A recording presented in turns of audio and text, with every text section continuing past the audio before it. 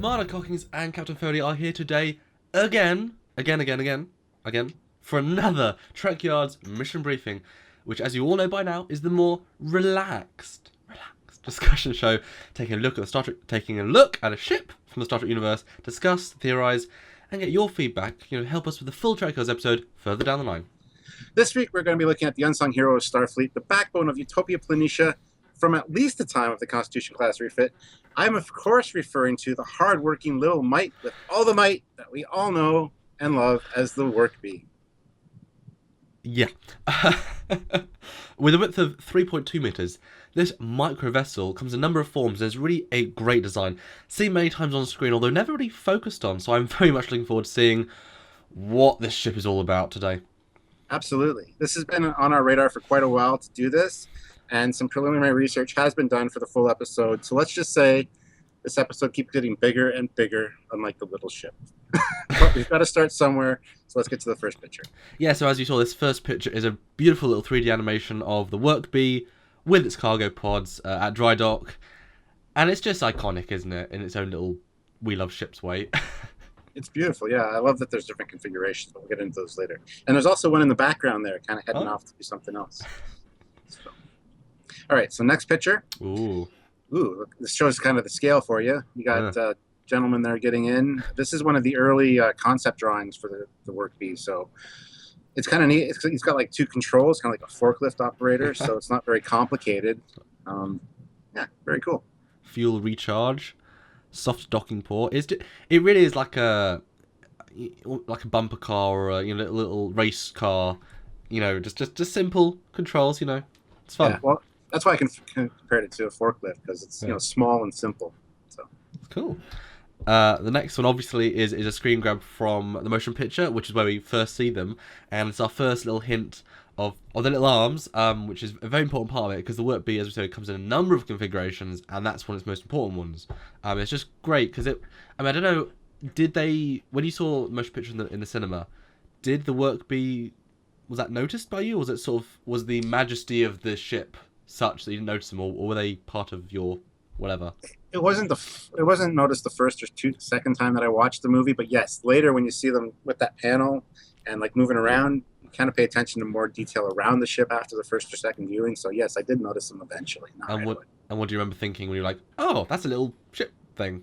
Like, what do you think? I didn't know if they were ships or if they were remote controlled. I didn't know if they were big enough for a person. I didn't know anything about them. So all right, so the next picture is, of course, a very detailed view of the ship here. Let's see what we got here. Reaction control. That whole back section must be mainly life support, I would imagine, and propulsion. There's a lot of stuff they got to fit in a very small bundle. And those reaction control thrusters. I mean, Andrew put them on the refit, and those are some pretty damn scaled down versions. Yeah. I've noticed there's some explosive bolts there too. I wonder if there's like an emergency eject if the person needs to be in a spacesuit. I've seen with and without spacesuit. Looking at this picture, he's not wearing one though, so that's interesting. It's cool. It's fun because I think this sort of vehicle, especially in the Star Trek universe, it's very simple, streamlined, and does what it says on the tin. Like, there's nothing here I'm thinking, oh my god, it's got a quantum torpedo launcher. Like, it's not. It's very simple, but I like that. This is something that I can personally see as being a real entity. Although knowing you would create a quantum torpedo variant for a Versus episode, because you tend to do that quite a bit. I can see a quantum attachment. That'd be awesome. Check out previous episodes for the in-joke. So the next picture, this is obviously from a book or magazine, or Image Quinn Studios in Paramount. It's a nice little drawing. It has the original one, the concept drawing, the work bee patch, which we'll see more of later. Yeah, it's literally a work bee. It's terrible. And the next picture, let's see here. Interesting. The welder bee. Ooh. Yeah, so it's got a welding attachment, welder tip there. Magnetic clamps. And magnetic clamps. There we go with some of the different attachments. That's cool. Really cool. And this is the Class 3 MKB-3. I didn't even realize that we had a welder bee picture in here, but that's really neat, actually. It uses a MEV phaser torch to weld. Yeah, I mean, it's the sort of design that is so utilitarian, and they just swap out bits that I can see it being some really interesting stuff, which I know we keep teasing, but there's some really fun ones coming up. So the next one, this is an example. What the hell is this, Stuart? This is the Super Bee. This is like it's basically like a fighter. It's the Super Bee. I've done a lot of research on it, and I have it written down. I don't have access to it right now. But basically, you see the front part is a work bee. I'm sorry, it's just so stupid. It's beautiful, but it's so stupid. The front part is just a regular work bee, and we all know that every ship has a few work bees in its shuttle bay for repair out when they're doing their exploration, whatever, when they're not near a starbase.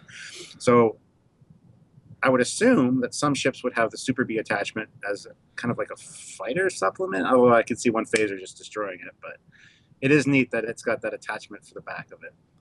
Or maybe it's, adds a shield generator and superior engines so that you can go into, atmosphere or tricky situations. Because, work bees are not designed for anything apart from close range repair. So I can see this as being, make it more of a runabout style. One man, longer range. You can see underneath there, I don't know if that's a deflector that they have on the bottom or a weapon. I mean, I can see if it's going to warp, it would need a deflector of some sort. Maybe that's what that is. Who knows? I mean, we'll get into that in the full episode for sure, because there's so many different variants of the ship. So if you think about the work bee's 3.2 meters, I think I said earlier, and that's 3 times the length. So that's getting to a shuttle's length, and we know that there are shuttles with warp engines. That's not an impractically small warp system. No. So look at the top though for a sec. The top view, the back looks very much like a Nemesis, although the shuttle scene in Insurrection. What era do you think this is? Because those points are very not TMP, which is where we first see it. What does your gut say? I know for a fact that these blueprints are from the TMP era. Oh wow! So, well, not necessarily the motion picture, but maybe Wrath of Khan era, a little bit later. Okay. But that's definitely going to be an interesting section of that episode. And I thought I knew what the work bee was, and this is fascinating. There's more like this coming up too. So teasers. So the next one is, I'm not sure. This is like it's got a bigger engines. I think engine pods. And it's maybe just an more advanced version, although it's done by our friend at Starship Dynamics. So yes, Scott. How you doing, Scott? Hi. He does some great orthos, and you can purchase those. But anyway, Starship Dynamics. I'd have to ask him about this, but it looks like a more ramped up propulsion system. I would imagine. Propulsion pod, absolutely. And it's got a magnetic grapple arm to the sides, which is different. I never noticed that. Yeah. So maybe they go down, and then it can have a nice big chunky box at the bottom. But again, it makes sense because these things are not going to be fast. So in space dock, it makes sense. But if you want to, go from one base to a ship that's landed, you're going to need a bit of speed, aren't you? So, yeah. That's a very good point. Maybe it's just for entering the planet and getting supplies from the surface, maybe. And it's such a small ship, and it's so modular. I'm sure you can stack 8, engine pods, nothing. So, or replicate them, whatever. Depends how advanced we are. But yeah, it's cool. Next picture is, of course, from Nemesis. We got a refitted work bee. Yes. Because they've evolved over time, but they've been used for quite a while. And it's neat to see it performing its job many years after the motion picture when we first saw it. So now, I did not know there was a Nemesis one until researching for the scripting earlier today. Really interesting. That's interesting. They'd pick sort of the last movie. Not they thought it was the last movie, but their last one to suddenly do a reinvention. The silver. It's a neat redesign of it too. It's almost exactly the same, but so much more futuristic. Well, it is sleeker. Yeah. It's got more curvature. It's got the bottom feels thicker as well, just a bit. Yeah, maybe, yeah. I like the attachment, just the cargo, and then it goes into a cargo deck, lift. That's clever. Yeah, that is very cool. I like seeing the behind the scenes of how things actually work in Star Trek, because it's so thought out and it's so realistic that it's neat to imagine that they have factory workers kind of thing doing their job in space dock. So. Yeah, it's cool. So the next one. So my first reaction is the one on the left is the minivan or the of work bees. Cause it just it's one of the soccer moms everywhere drive. Yes. Soccer commanders, yeah. Yeah, this shows a bunch of different variations of it, different attachments. The one in the middle there has a kind of a swing arm or an arm of some sort on the right-hand side. Maybe it's a fuel. One side goes into the ship, the other side goes into a fuel tank at the back, and therefore it's a That's fuel. brilliant. Dangerous, brilliant. Yeah. And it's carrying a Rubik's Cube, I guess. I don't know. And then we got a different one with at the front there with the floodlights on the top to provide additional lighting and some kind of attachment on the bottom. We got the welder one right above that with the welding apparatus and the magnetic clamps. And of course, behind that, we have the standard one, which has the little claws, which is really neat. All right, so the next photo is one of the variants I was talking about. This one is neat, and I've never seen it in universe, obviously, but I don't even know if it's practical to have warp engines like that. That's a 3-meter warp engine because that's about the size of the cockpit. Yeah. And it's obviously just a scaled down Enterprise A one. I don't think you can scale down it that much. It's an interesting design, though. I really like the looks of this, but I don't know how practical it would be. Do you think that's 2 warp engines or 1? I would imagine 2 by the way that pylon looks. Because then, I mean, if you look at if you can imagine how that looks straight on those 2 wings, that's an elegant design. Like it. Yeah, although it would be neat too to even have just one warp engine straight up in the middle. I think that would also be a very cool look. So yeah, it makes you wonder how far they can scale down the warp cores. Is there a little mini warp core in the back doing the pulsing thing? Like, who knows? So you open up a little compartment and you see vroom, vroom, vroom, vroom. And this too is an attachment to the work bee. It's not, you know how the work bees are not integrated into these parts. They're always separate, which is really cool. So the next one, yeah, there we go. This is a side view, and we get to see a real perspective of how much space is for the person and how much is for the mechanicals. Mm-hmm. There's not a lot there. And of course, this one is not a warp version, so we just got a fusion generator back there. It's cool. Ventilation system, good, important, good. Robotic Waldo. Where's Waldo? He's on the front of a work bee. That's where he is. So next one, we got a great look at some scale comparisons. And like Samuel said earlier, with the Super Bee attachment, you've probably got the length of the Type 11 or the Type 9A there. Yeah, probably 9A. Super Bee attachment. Yeah. So. But I mean, yeah, or even just Type 9. The Type 9 we know from Voyager is a pretty fast little shuttle, so it's definitely bigger than that. Although, obviously, era makes a difference, but it's a really small vessel. It even puts into perspective how small some of the other shuttles are, really. Yeah, that's a good point. You know, shuttles are not big. They really are little. And the TNG shuttle, the Type 15, Type 16, those are really small. Yes. Type 15 is the same size as the work bee, and it holds 2 people. So I can't imagine. Like, when I've seen it on screen, I thought I'm kind of claustrophobic a little bit, so I wouldn't want to be in that for a long period of time. It's cool. I mean, that's a really great fleet of small support craft. And I've seen this work pod right behind the work bee show up quite a number of times, but I've never looked into that. That's going to be interesting. It looks more like an underwater craft. It does. So we'll maybe do an episode on that eventually. Who knows? Probably. And the next one. Now this is from it's official Starfleet, designs obviously, but it's another look at the ship.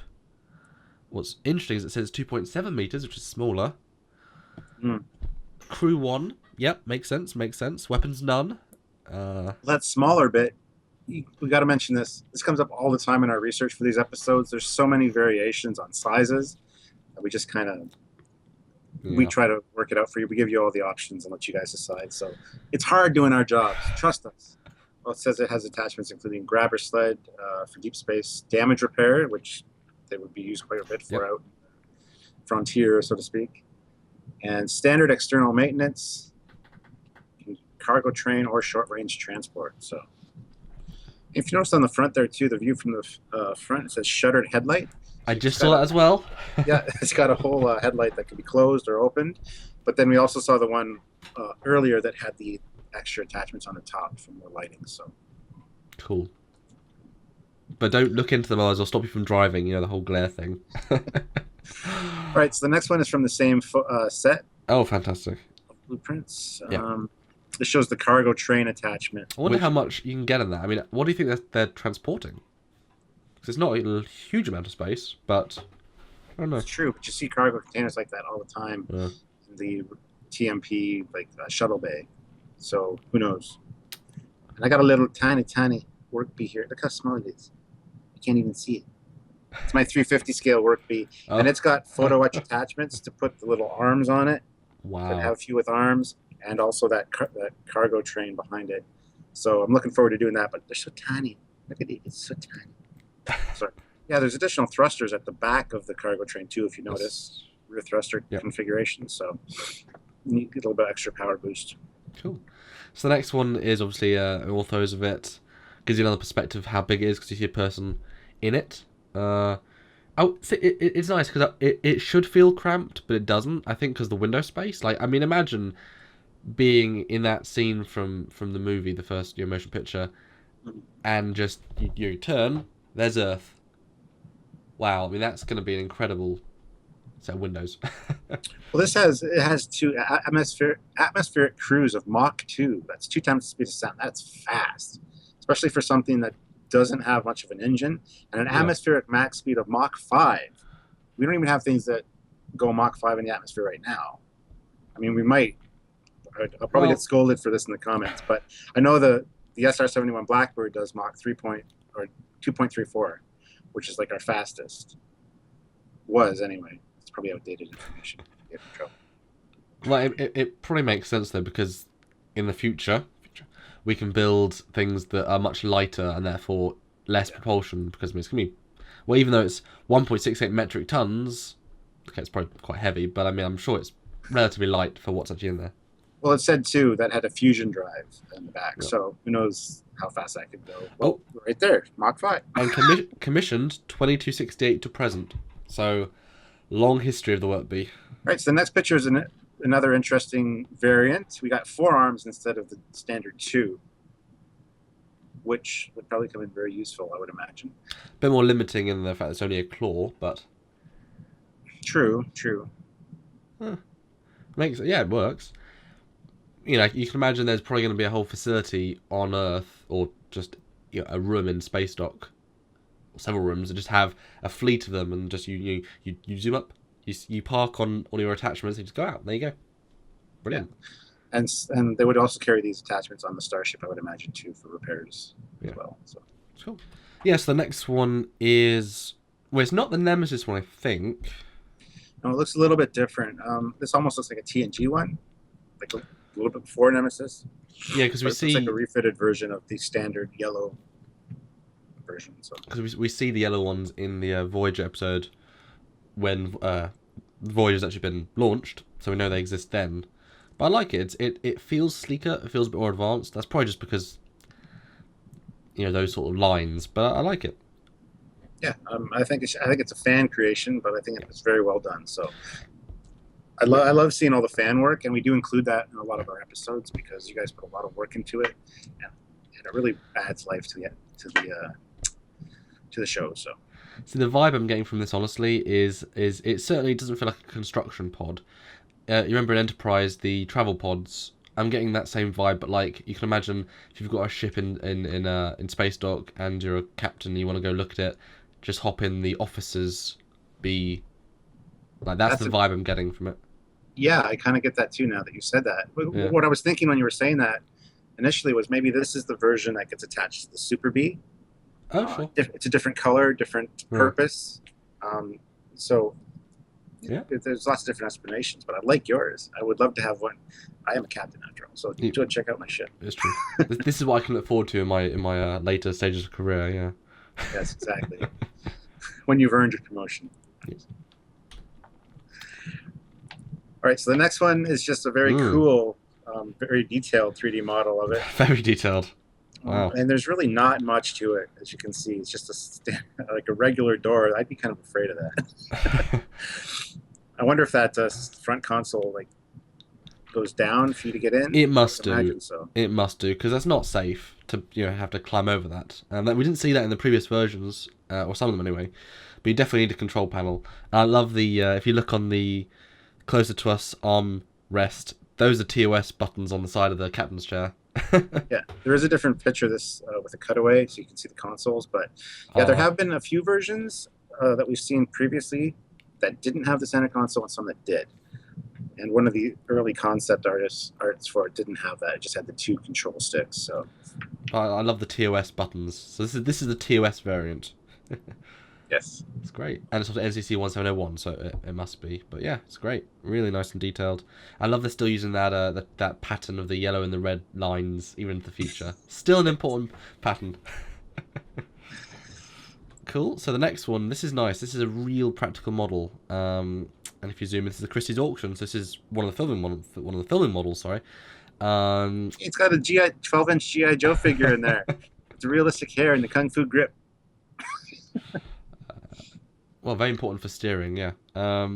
It's cool. I mean, they're pretty damn detailed, even for, not very close-ups in the original movies. It's great.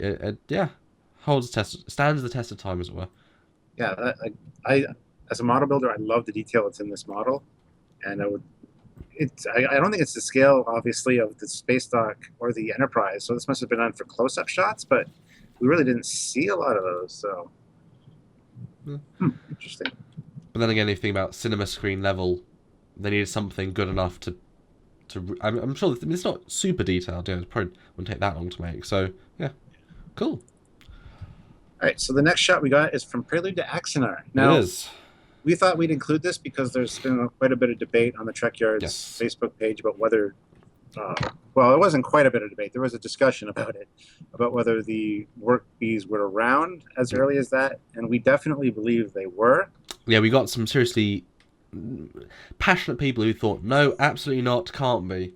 And yeah, I'm thinking, why not? There's not, 20 years, but I mean, the fact this design didn't alter in the subsequent 100 years. Exactly. If it ain't broke, don't fix it. And this is one of those things that its purpose is so utilitarian and so simplistic almost. The standard module doesn't have to change much. But the attachments, I'm sure, adapt and evolve to reflect the times. But I don't think the main... But Stuart, it did change. This is the prequel work bee. It's not the cool yellow yet. It's just silver. It's boring. The yellow is... the refit, so it's the prequel version. It's fine. We'll need to talk to Tobias about that. Why he decided to make them this color instead of the yellow. Maybe just make it different. Yeah, and I just realised that is the Phase 2 Space Dock, isn't it? The unused one, I think. Oh, really? Yeah, I think so, based on the bottom bits. Oh, so I had the first one actually caught that. Should have caught that. That actually might worth be mentioning those bottom parts, because maybe that's where the work bees get stored in this version. Yeah, no.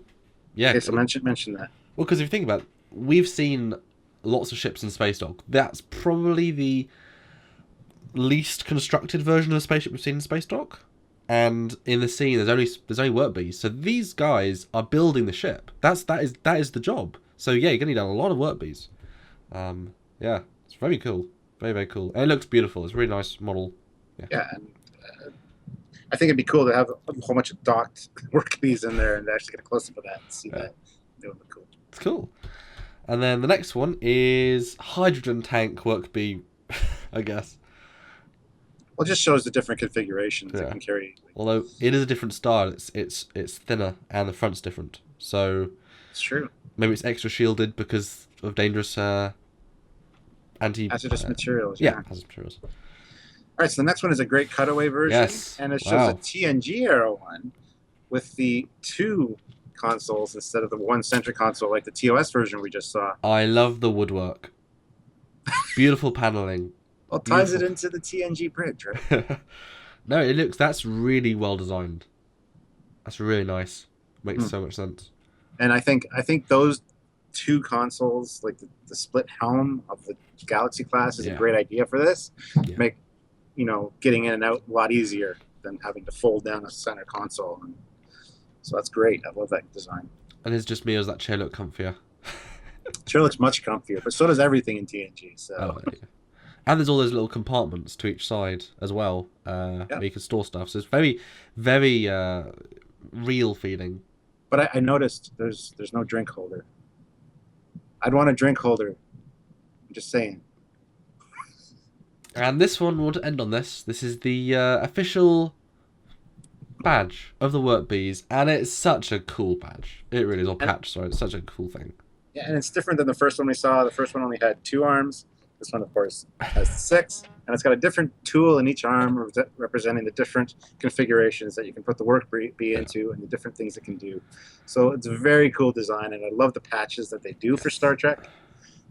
Good job, Michael Okuda. I'm pretty sure he designed this one. He does most of the patches, so... It's very creative, and it's almost too far for Star Trek in terms of goofiness, but come on, it's that sort of odd little work bee. I mean, who calls it work bee apart from the analyst? I mean, it's just, this fits, you know?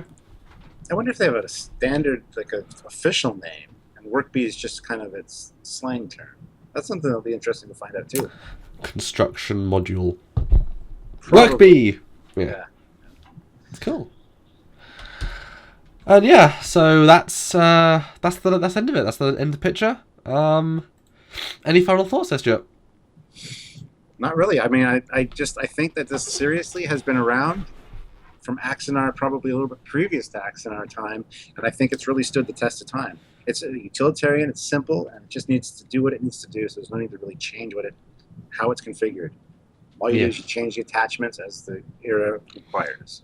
Yeah, and for me, the work bee has always been a very important... It's weird because it's such a subtle thing that really never gets the screen time or the the full frame, hey, important shot, that other ships do. But it's always been such an important part of Trek for me. These are the guys that build things. These are the guys that are always there, always doing stuff. And so it's really nice to be able to explore that. And there's a lot of cool work bee ideas out there. So without them too, we wouldn't have the Enterprises. All the Enterprises have been assembled by work bees.